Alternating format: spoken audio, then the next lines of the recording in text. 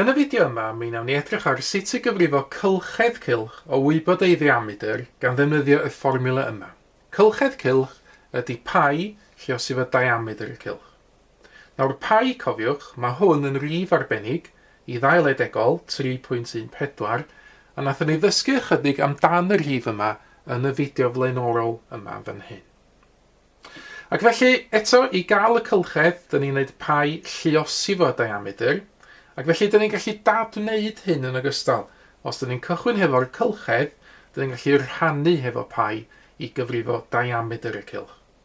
Nawr, dyn ni am ddefnyddio'r fformulau yma nawr i weithio trwy un neu ddau enghreifftiau ar y testyn yma. Yn gyntaf, cyfrifwch gylchedd cylch sydd efo diametr 8,5 neu 8.5 cm.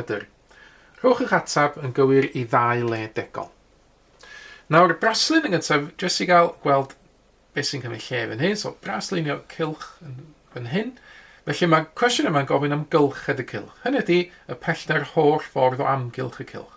Y wybodaeth yn ni'n cael ydy diametr y cylch, sef y pellter o'r cylchyn i'r cylchyn trwy'r canol. Dyn ni'n gwybod yn y cwestiwn yma fod y pellter yma yn 8.5 cm.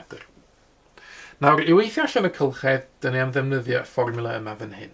Cylchedd cylch ydy pi, lluosi hefo diametr y cylch. Nawr, yn yr achos yma, mae diametr y cylch yn 8.5 cm. Felly, y swm i wneud ydy pi, lluosi hefo 8.5. Nawr, heb gyfrifiannell, so ni rwan yn cymryd pi ddydyn ni fel 3.14 ac yn lluosi 3.14 hefo 8.5. Nawr, fyswn ni'n gallu gwneud hynna hefo'r dull sy'n cael ei ddangos yn y fideo yma, sy'n dangos iddyn ni sut i luosi degolion hefo'r dull grid.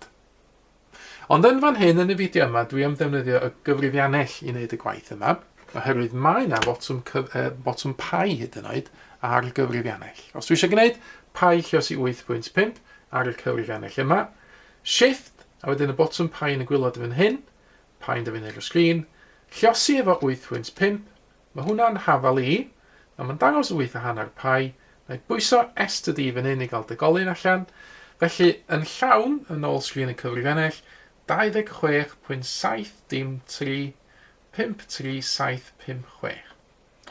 Nawr, beth yw uned yr rhif yma? Nawr, gan fod yr uned ar gyfer diametr mewn centimetr, a mae'r cylchedd hefyd yn bellter amgylch y cylch, mae hwn hefyd yn fod mewn centimetr.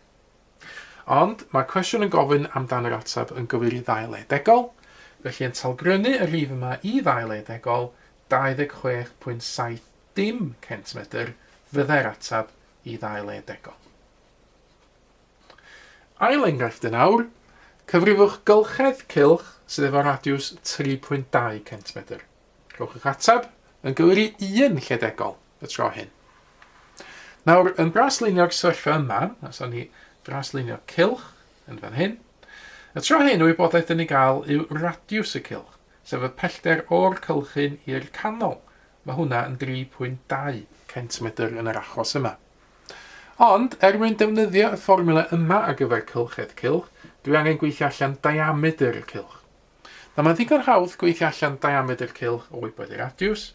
Cwbl sy'n rhaid i wneud ydy dyblu y radiws. Rydw os ydy'r pellter o'r cylchyn i'r canol yn 3.2, mae'r efo y pellter yma hefyd yn 3.2 cm, ac felly mae'r diametr i gyd yn dod yn dwbl 3.2 sydd yn 6.4 cm. Felly fyddai'n nodi hynna lawr yn y gwylod fan hyn, diametr y cylch ydy 6.4 cm, dwbl y 3.2. Ac felly yn defnyddio yr un fformula ag gynt, cylchedd cylch ydy pi lluosi diametr. Y tro hyn, dwi am wneud pi lluosi diametr y cylch yma, sydd yn 6.4. A wedyn eto, mynd nôl at y cyfrifiannell, a gofyn iddo fo wneud tro hyn, pi lluosi 6.4. Yna y rhif yma ydy 20.106192998 yn ôl y cyfrifiannell. Mae cwestiwn yn gofyn i fi roi hwn i 1 lle degol, felly yn talgrynu, mae'n mynd i fod yn 20.1.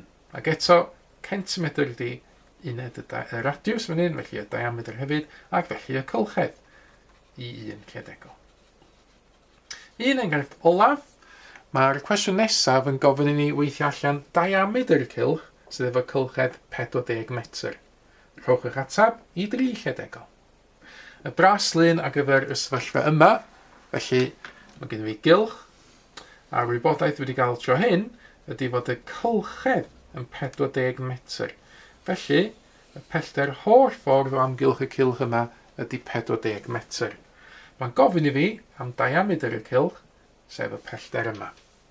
Nawr tro hyn, dwi angen defnyddio'r ail fformula yn y top. Diameter ydy cylched rhannu hefo pi. Felly, nodi lawr y fformula yma yn fan hyn. Cylched rhannu hefo pi. Yn yr achos yma, mae'r cylched yn 40. Felly 40 rhannu hefo pi, dwi'n awr am wneud ar y gyfrifiannell. Felly 40 rhannu hefo shift pi, mae hwnna'n troi allan i fod yn llawn yn 12.732 39545, ond i 3 lle-degol, mae'r cwestiwn yma'n gofyn, mae'n dod yn 12.732, a wedyn gan fod yr uned fan hyn yn metr ar gyfer y cylched, mae'r uned ar gyfer y diameter hefyd yn fod mewn metr. Felly jyst nodi lawr y digital grynu, mae'r ateb y fan hyn i 3 lle-degol. Cyfle nawr ydych chi roi cynnig ar ychydig o gwestiynau ar y testyn yma. Estynwch ddarn o bapur allan, rhowch gynnig ar y cwestiynau sydd yn nawr ar y sgrin, ac yna ar ôl i chi wneud hynny, gewch chi wirio'ch gwaith wedyn hefo'r atebion cywir sydd yn nawr yn cael ei arddangos ar y sgrin. Mae mwy o fideos adolygu ar gael ar ein sianel YouTube Adolygu Mathemateg. Am y newyddion diweddaraf neu holi cwestiwn, dilynwch ein cyfrif trydar @mathemateg. Neu ewch i'n gwefan www.mathemateg.com am fwy o adnoddau adolygu.